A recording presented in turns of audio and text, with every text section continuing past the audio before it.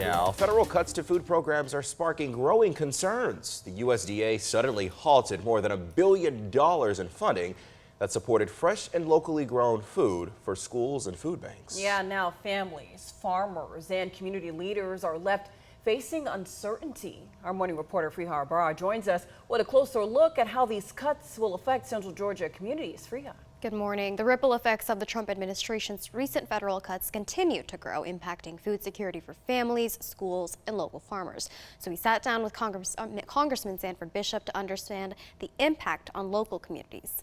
Unfortunately, seeing a lot of slash and burn, if you will, chainsaw actions and cutting programs that are really, really important. Americans, everyday Americans, and particularly Georgians and Georgia school children. The School Nutrition Association reported state agencies were informed the USDA will not review applications or award grants for the 2025 fiscal year. These grants were instrumental in providing fresh, locally grown produce to schools, encouraging healthy eating habits through programs like taste tests and school gardens. Congressman Sanford Bishop's advocated support for the programs over the years. Now he's raising red flags. It's a bad situation. We're taking away from hungry people to give millionaires tax cuts, which I just think is unconscionable. Prices are high, inflation is high. Food is much more expensive, which means that more people are now having to depend on these help services. As a result of the Trump administration's executive orders issued since taking office in January, federal budget cuts are one of the top priorities.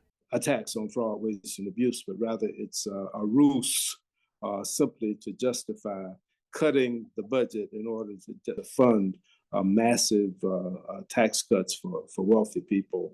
The cuts to food assistance programs could mean fewer meals for children and increased strain on local food resources. At the same time, they are proposing a budget which will cut $230 billion from the SNAP program while taking those funds to fund a tax cut for wealthy people that this administration has decided to prioritize over the people who have benefited so much from the programs. Bishop attests hungry children and struggling farmers will pay the price as a result of the cuts.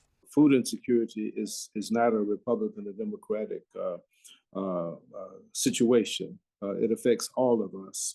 And it affects every community in every state.